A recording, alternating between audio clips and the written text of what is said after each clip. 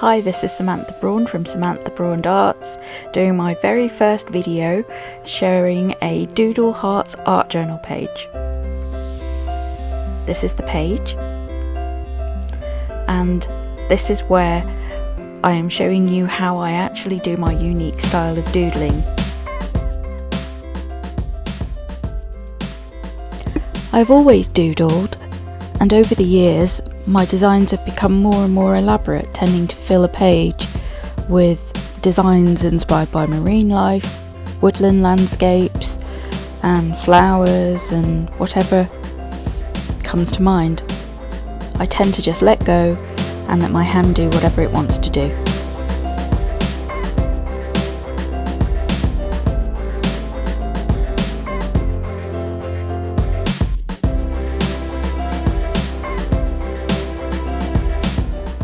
In this case I decided to cut it up into pleasing shapes. I chose heart shapes, much to my hubby's horror.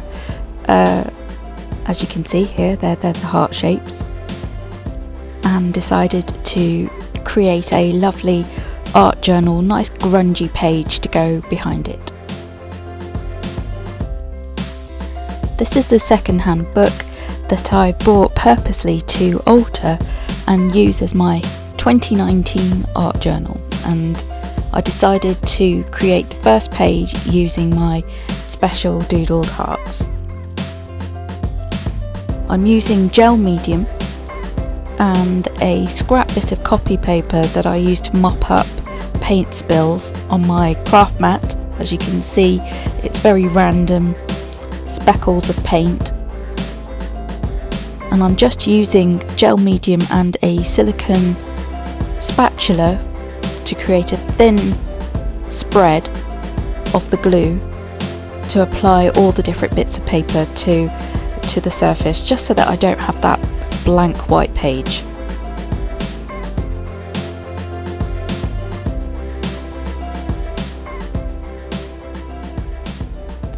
I will be applying gesso and crackle paste just to knock back some of these pieces of paper and create a lovely overall textured grungy look.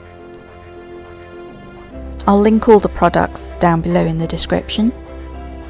So here we are with our gesso and our white crackle paste. I start with the gesso using my trusty silicone spatulas to smear thin layers. I want thin layers. I tend to use gessos that are more liquidy so that I can do that.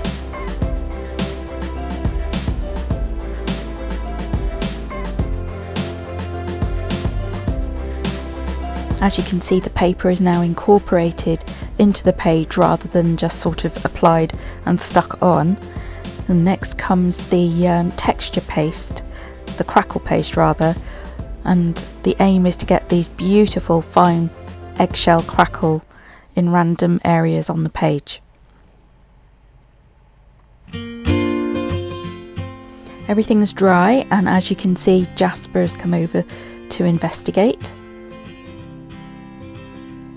On my counter I now have some Dynaflow in cranberry and magenta, and I'm going to mix that with a nice bit of black gesso, water it all down so it's a nice dilute mix, and drip and splodge and generally distress the textured surface.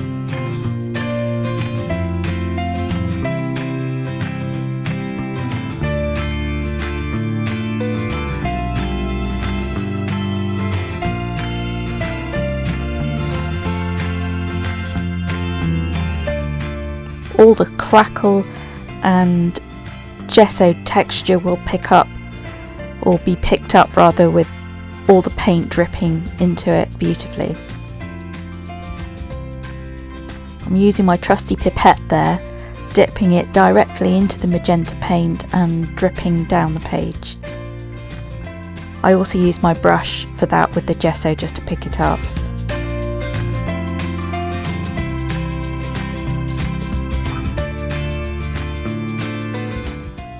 A bit of mop up just to create some nice white patchy areas. and that was a bit of water spray misted onto the surface to encourage more drips and for the blacky pink mixture to go into those cracks.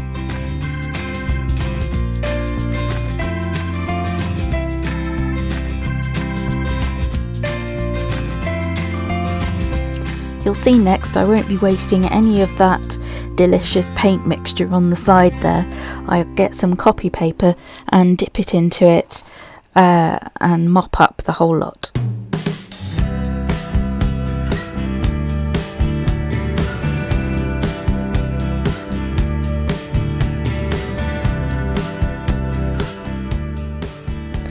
At the moment I'm not really sure what I'm going to do with it, but it's always useful if you want to use for future journal backgrounds or to continue with the composition you're doing right now.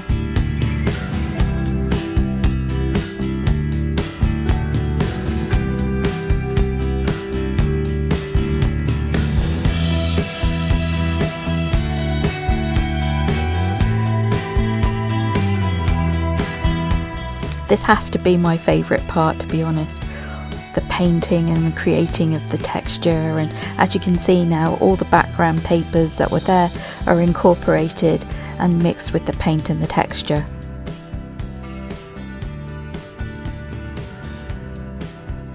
Now we're just drying off our mop-up paper with delicious splodges of pink and black on there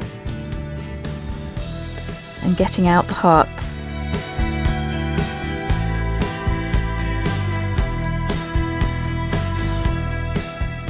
I know I want to create a nice composition, but I haven't quite worked out what I want to do. I want my hearts to sit on the page, but look part of the page. So I get my black pieces of mop-up paper and start spraying them to get the inks to run that bit more, create some variation, and see what they look like.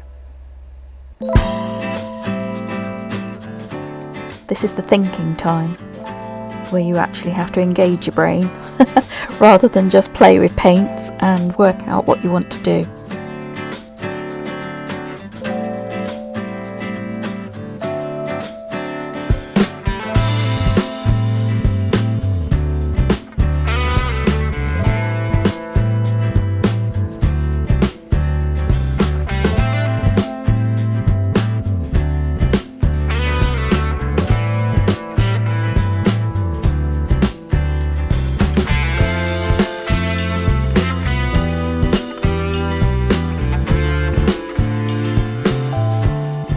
So at this point I've realised I want to apply my doodle hearts onto that nice black paint sprayed background.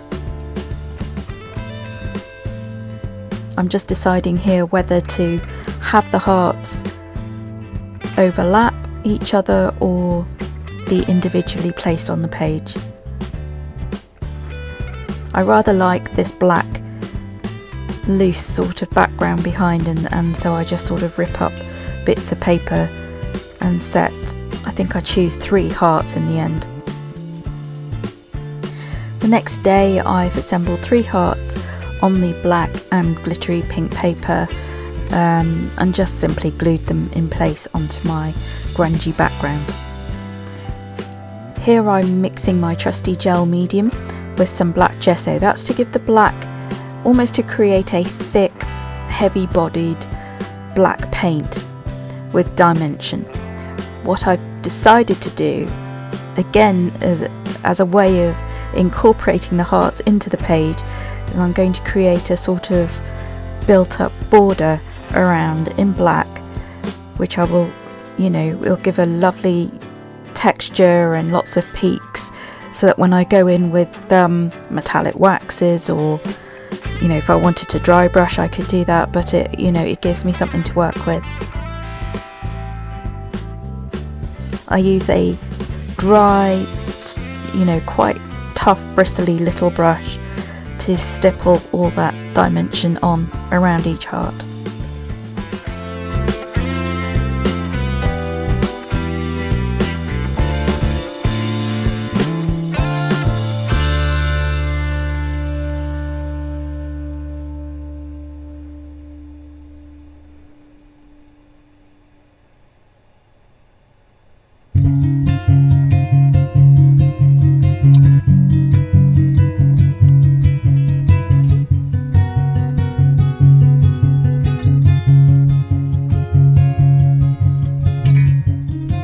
Once that's dry, I go in with my marker pen. I think this is a Pip pen, so it's permanent, to do more doodling. This time I'm doing lots of little dots around each heart and just a few scribbles and squiggles to make it feel like my own.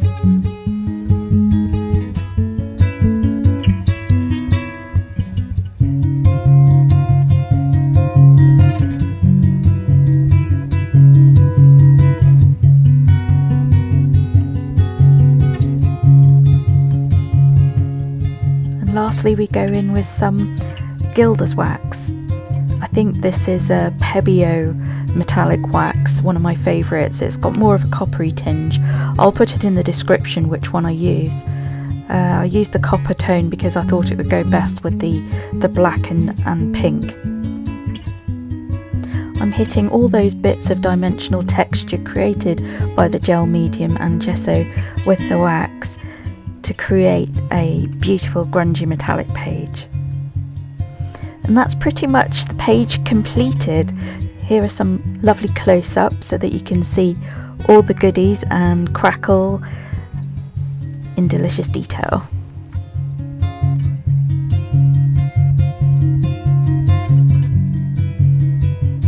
Thanks so much for watching this video, my very first one. Sorry it's a bit amateur, but hopefully I'll get better.